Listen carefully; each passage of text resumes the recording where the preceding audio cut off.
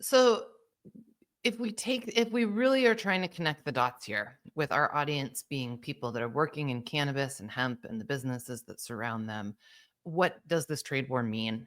And I'd say that we already know, we talk about it all the time, that cannabis businesses are financially in a very tight spot. It's been hard to make a profit. There's been a lot of complicated oversupply in certain regions while there's undersupply in others, but there's not interstate commerce, so it's not flowing. But what we do know is that all the cannabis in the regulated market outside of hemp is being produced in the state markets where it is being sold.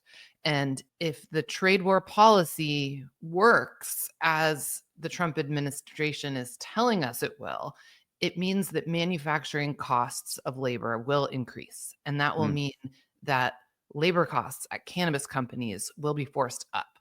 And this is a hard time for that when cannabis companies are already struggling to figure out how to have a profit. And at the same time, because of the oversupply and because of what we'll talk about next, consumer confidence decreasing, consumers are spending less on cannabis, buying less cannabis, and are really like starting to go more towards value products across the supply chain, not just in cannabis, but in all categories.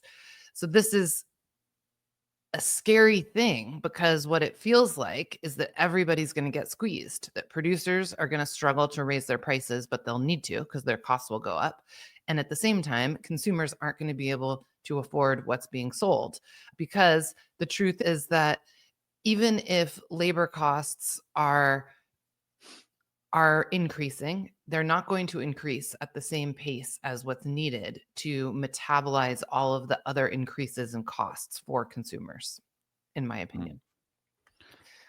Yeah, it's interesting. It's just an interesting confluence of the market, the cannabis market, and like where it's currently at. It's not in a great state currently. And so it's putting more pressure on it. It's certainly not going to help, but maybe it forces a conversation of like how do we actually make it tenable and how do we help? And there's two different ways. There's the business side, the private side, you can consolidate and create efficiencies. You can launch value focused products. Like we've seen cheap products on the market. You can go out to a dispensary right now and buy a 100 milligram beverage for less than $8.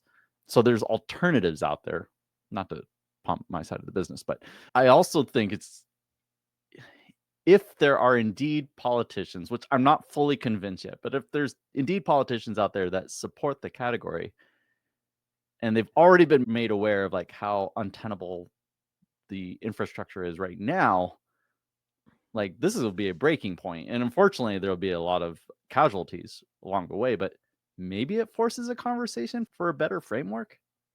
I don't know. I'm going to be in Sacramento talking about some of this.